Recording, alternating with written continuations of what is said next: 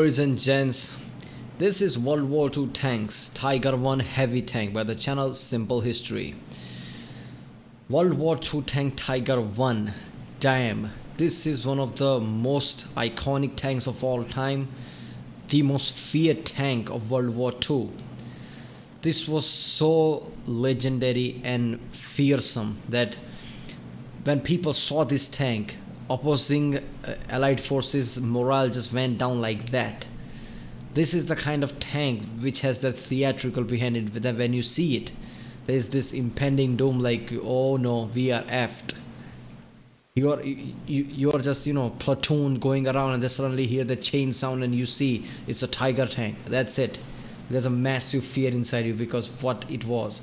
Its gun was so powerful. Its armor was so ridiculously powerful. It was so powerful that when British tank, the Churchill tank, attacked it, the shell of it bounced off its armor. That is comical. That's ridiculous. That should be happening in games, not real life. When a tank attacks a tank, it should at least damage it. But the shell literally bounced off it. That's how powerful its armor was. That was so ridiculous.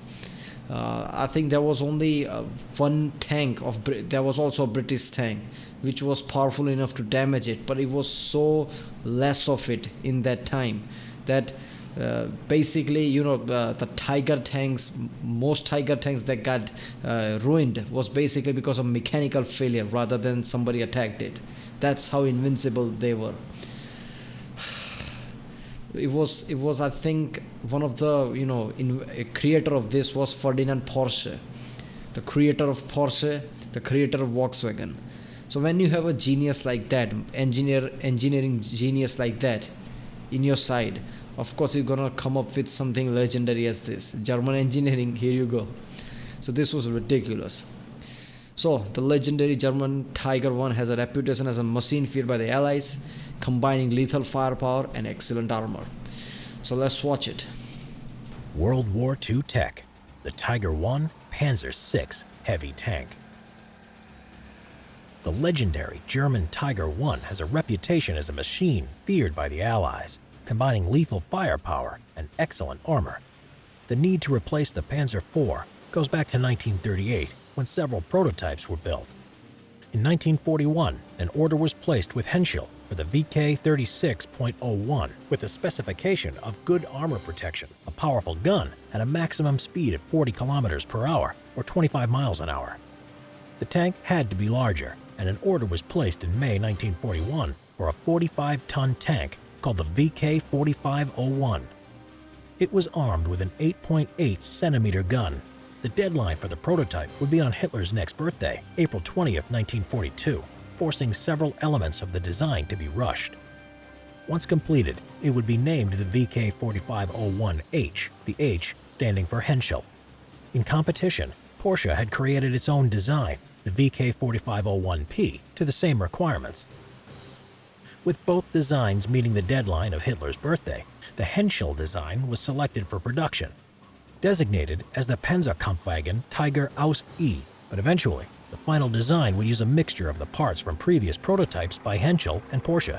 The Krupp turret and gun would stay the same. The crew of the Tiger tank numbered 5, including the commander, gunner, loader, who sat in the turret, and the driver and radio operator in the hull. The armor was very thick, from 25 to 120 millimeters, offering excellent protection. Damn. For traveling on cross-country or preparing for combat, wider tracks were fitted, improving traction. From 1943, the 55-ton tank was powered by a V12 Maybach. Just like the Jay-Z, even this Tiger 1 had Maybach engines.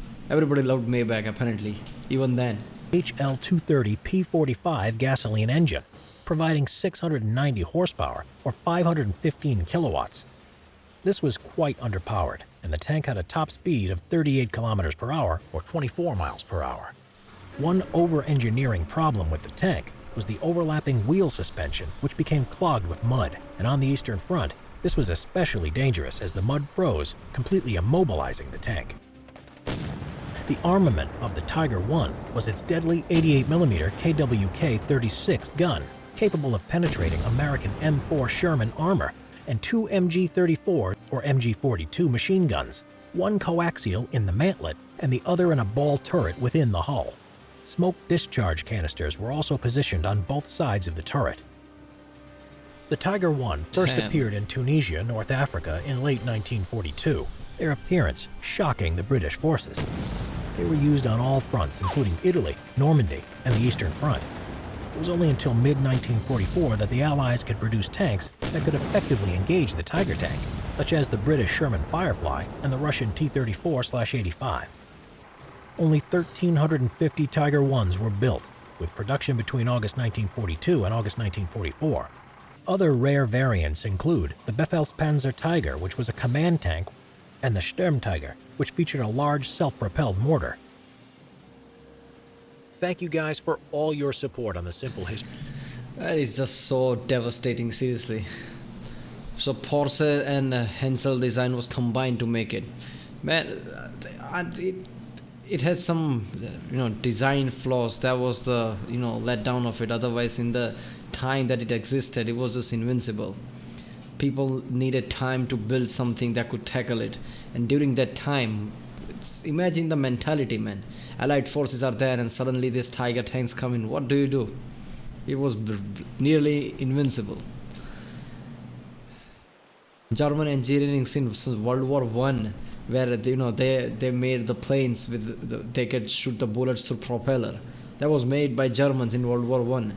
And even in here, Tiger tank by the Ferdinand Porsche and Hensel. Germans are always has been engineering marvels and doing things.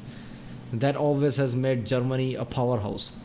Even though Germany is not in number or in resources the biggest of them all, just their engineering mind makes them really overpowered.